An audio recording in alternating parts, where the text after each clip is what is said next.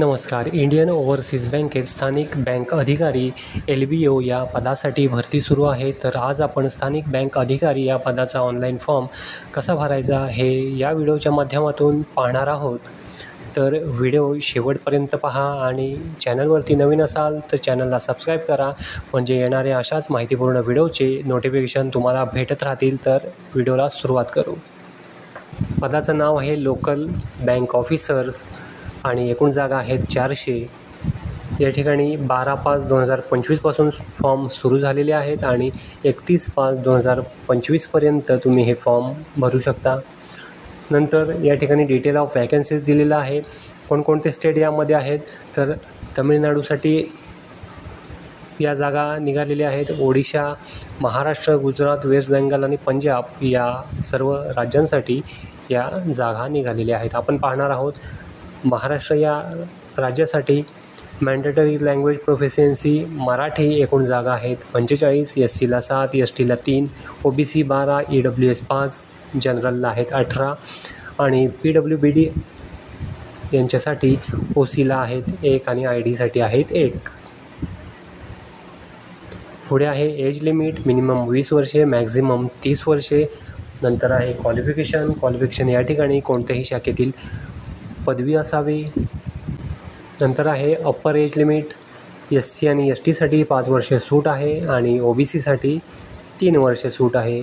Person with benchmark disabilities यांच्यासाठी 10 वर्ष सूट आहे.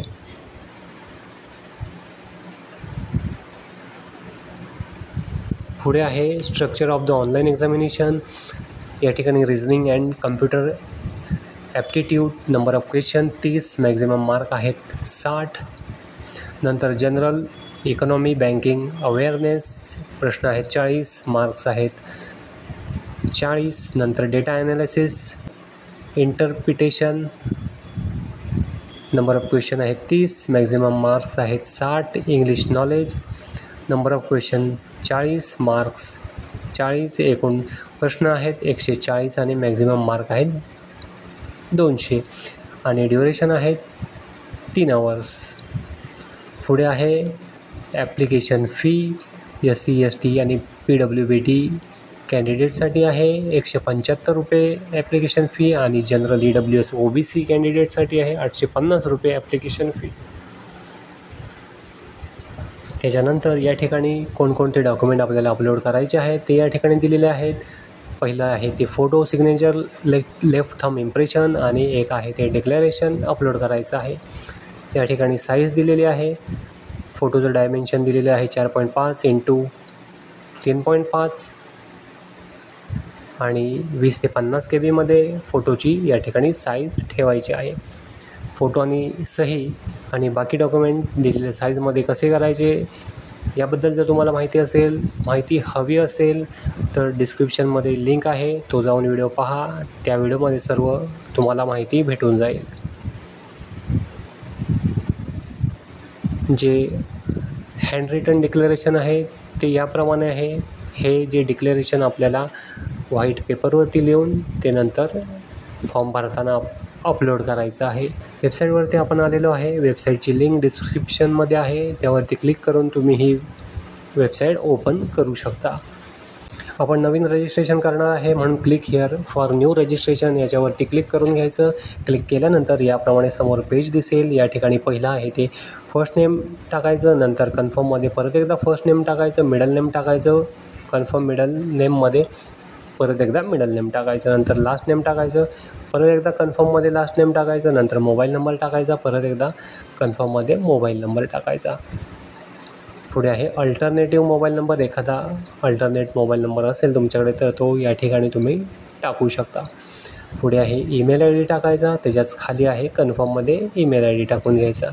नंतर सिक्युरिटी कोड या ठिकाणी दिलेला आहे, तो या बॉक्समध्ये टाईप करून सेव्ह आणि नेक्स्टवरती क्लिक करायचं.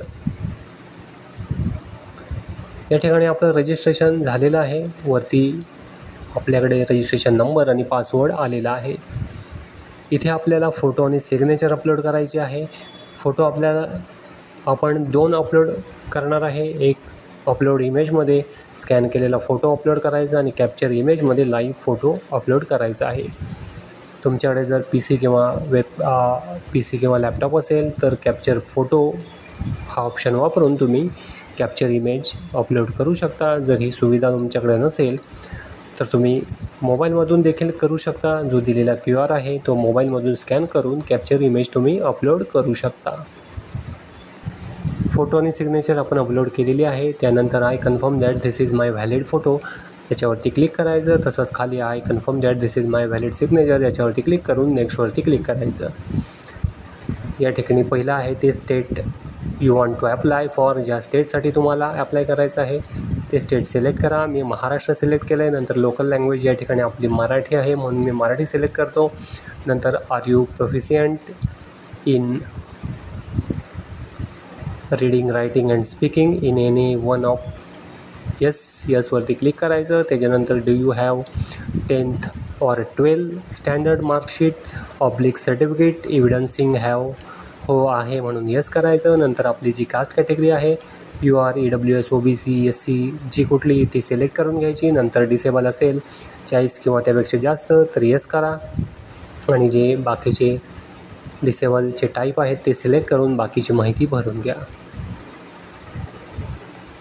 आपण या प्रकारामध्ये मोडत नाही म्हणून मी नो करतो. त्याच्यानंतर परत खाली आहे are you a person with specified disability तर यामध्ये आपण येत नाही म्हणून मी नो करतो. पुढे आहे are you a child family member of those who died in 1984 riots तर नाही म्हणून मी नो करतो. पुढं आहे are you a ex serviceman तर नाही म्हणून मी या ठिकाणी नो करतो आहे. जे असतील त्यांनी हे ऑप्शन यसवरती क्लिक करून घ्या. त्याच्यानंतर आहे religion to which you belong आपला धर्म सिलेक्ट करून घ्यायचा. नंतर आहे do you belong to religious minority community धार्मिक अल्पसंख्याक तर आपण यामध्ये येत नाही म्हणून मी नो करतो. त्याच्यानंतर नॅशनॅलिटी या ठिकाणी इंडियन सिलेक्ट करून घ्यायची. पुढे स्टेट सिलेक्ट करायचं महाराष्ट्र आणि एक्झाम सेंटर लिस्टमधून सिलेक्ट करून घ्यायचं.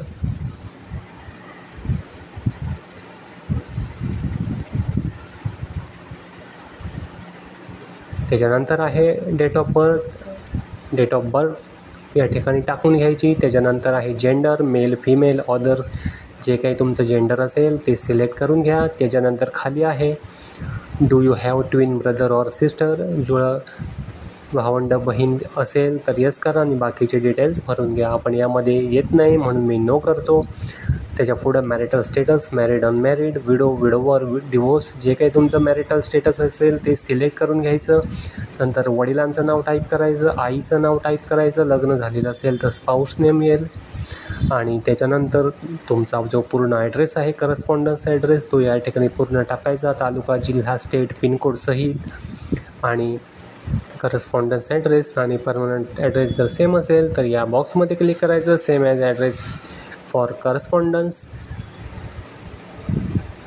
त्याच्यानंतर choose the address for GST invoicing यामधून एखादा ॲड्रेस सिलेक्ट करून घ्यायचा आणि झाल्यानंतर व्हॅलिडिटी युअर डिटेल्स याच्यावरती एकदा क्लिक करून घ्यायचं.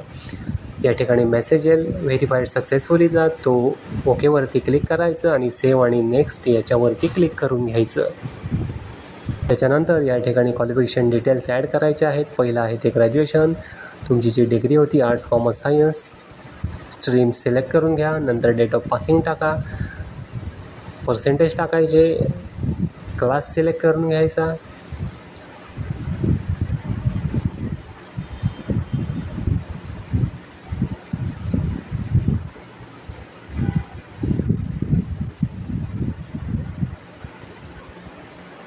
त्याच्यानंतर पोस्ट ग्रॅज्युएशनचे डिटेल्स जर भरायचे असतील तुमचं पूर्ण असेल तर या ठिकाणी भरू शकता. त्याच्यानंतर आहे एक्सपिरियन्स प्रेझेंटली वर्किंग असाल तर यस करा, बाकीचे डिटेल्स भरून घ्या. नाही भरलं तरी काही अडचण नाही आहे. या ठिकाणी मी नो करतो आहे. त्याच्यानंतर लँग्वेजेस नोन तुम्हाला ज्या भाषांची माहिती आहे त्या भाषा या ठिकाणी टाईप करा आणि रीड राईट स्पीक या बॉक्समध्ये क्लिक करा.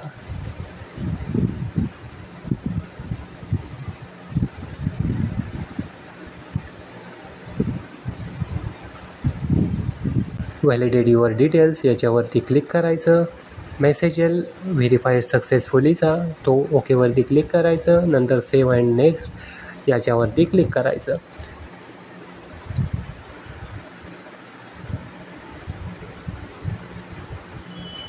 या ठिकाणी आपण जी माहिती भरलेली आहे ती समोर या ठिकाणी दिसेल. ती सर्व माहिती चेक करून घ्यायची, बरोबर आहे ह्याची खात्री झाल्यानंतरच आपल्याला पुढे जायचं आहे. जर काही करेक्शन असेल, चुकीचं वाटत असेल तर या ठिकाणी तुम्ही बॅक करून करेक्शन देखील ते करू शकता. आता आपण जी भरलेली माहिती आहे ती पूर्ण बरोबर आहे, त्याच्यामुळं आय ॲग्री याच्यावरती क्लिक करतो आणि कंप्लीट रजिस्ट्रेशन याच्यावरती क्लिक करून घेतो.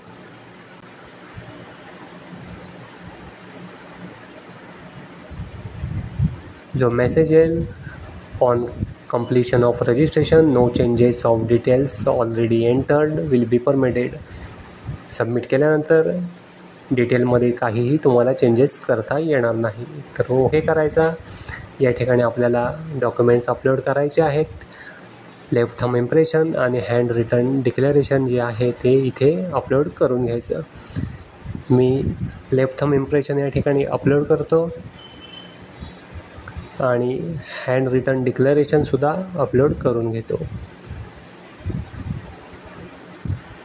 प्रिव्ह्यूवरती क्लिक करून तुम्ही ते चेक देखील करू शकता. नंतर जो दिलेला सिक्युरिटी कोड आहे तो या बॉक्समध्ये टाईप करून सेव्ह अँड नेक्स्ट याच्यावरती क्लिक करून घ्यायचं.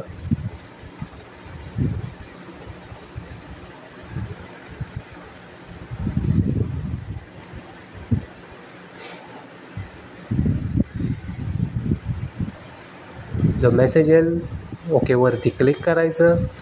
या ठिकाणी आपल्याला 850 रुपयाचं पेमेंट करायचं आहे. जो दिलेला सिक्युरिटी कोड आहे तो बॉक्समध्ये टाईप करून सबमिटवरती क्लिक करून घ्यायचं. जो मेसेज येईल do you want to proceed for payment, तर होय म्हणून ओकेवरती क्लिक करायचं.